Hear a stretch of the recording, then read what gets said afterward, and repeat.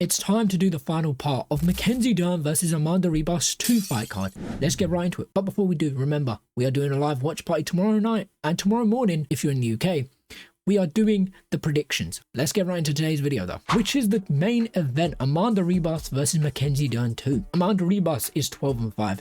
Her country is Brazil. She stands at 5'4" tall. She weighed at 125 pounds. In her last win has reach of 66 inches and a leg reach of 37 inches. While Mackenzie Dern, on the other hand, is 14-5. Her country is United States. She also stands at 5'4".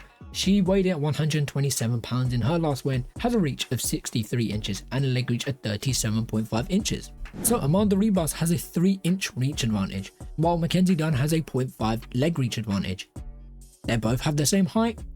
The record is only 2 wins different. Mackenzie Dern has 2 more wins than Ribas, but apart from that, all the stats are nearly the same, or at least fairly close enough to not really judge much off of it. The weight is going to weigh at the straw weight limit for the women's bout, but nothing too significant here to go off of, apart from the 3-inch reach advantage. But if one of them doesn't know how to control their reach, so if Ribas doesn't know how to use her reach, it's going to be efficientless. Is that the word?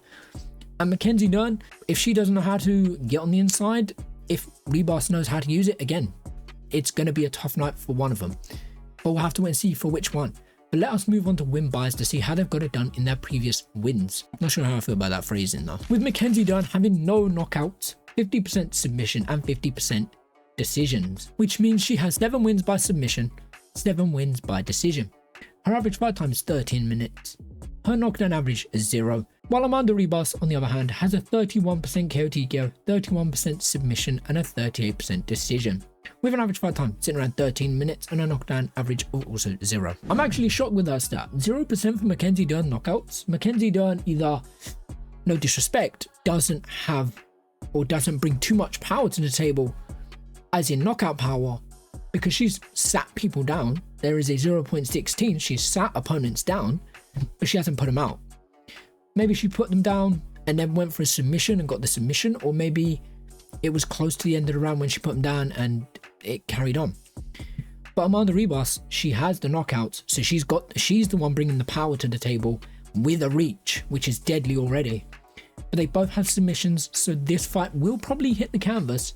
And the decisions, they both have decisions. Most of their wins together are coming by decision. Mackenzie Dern has a 7-7 split. So Ribas should use her reach, use her power, and go for the knockout. Mackenzie Dern, she's going to struggle, but she has to get on the inside. Hopefully she doesn't struggle as much, but she has to get on the inside, get the takedowns, get control, go for a submission, or get a decision win. But let us move on to significant strikes to see if it does stay on the feet, who could perform better and who could come out on top. With Amanda Ribas having an average of 5 punches landed per minute, a 40% significant strikes percentage, an average of 3 punches absorbed per minute, with a defense of 61%. While Mackenzie Dern, on the other hand, has an average of 3 punches landed per minute, an average of 39% significant strikes, an average of 4 punches absorbed per minute, and a defense of 51%. Amanda Ribas and Mackenzie Dern, they don't have great power, or at least they don't utilize their power in the best way, because their significant strike percentage is very, very low. So either they're not landing the significant strikes, or they're just not landing with much power.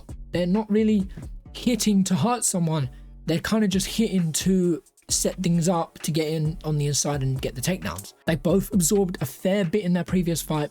Amanda Ribas, on the other hand, her opponent definitely tried to output quite a bit because her defense was over half. Mackenzie Dern, yes, her defense was also just over half, but she absorbed quite a bit more, which means her opponent was trying to output quite a bit as well. That's the thing about the women. They output a lot, but they're not really coming with power. They're not swinging. They are throwing, but it's just, they're not really, maybe they're putting combinations together, and instead of making each punch as powerful as the last, they're kind of just trying to catch them to get on the inside. I don't really know. There could be a lot of factors. I don't know who scores the significant strike percentage. I don't know how they score it in MMA. I know in boxing it's what punch lands clean. So maybe it's this as well. Maybe it's the punches don't land as clean. Maybe they don't look powerful. They're not really coming from the hip. There's a lot of factors that go into it. Looking at this, Amanda Ribas is probably going to be your definitive winner if it stays on the feet. She can land a lot more. She can defend quite well. Her significant strikes, yes, only 1% better.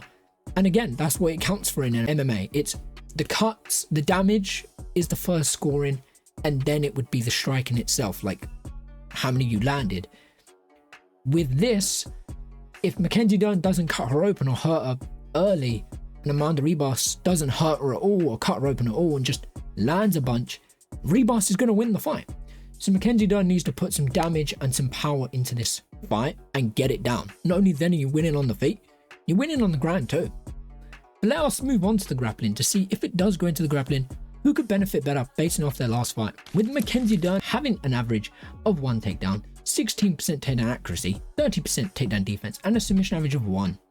While Amanda Ribas, on the other hand, had an average of 2 takedowns, 51% takedown accuracy, 85% takedown defense, and a submission average of 1. Mackenzie Dern did not have a great last fight, at least based off the stats. She might have won, but according to the stats, it was a poor fight from her.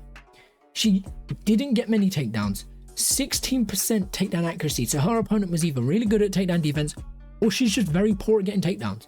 I'm gonna go the first one on that one, that she just was unlucky and her opponent was just a lot more experienced and skilled than her. Her takedown defense though is the kind of thing that knocks me a bit because it's very, very poor.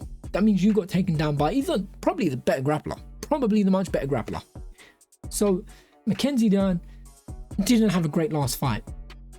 And coming into this fight against someone like Amanda Ribas, who has 2 takedowns, 51% takedown accuracy, that means just over half of her takedowns were successful, and an 85% takedown defense, Mackenzie Dern's going to get taken down quite easily because Ribas has the takedown ability.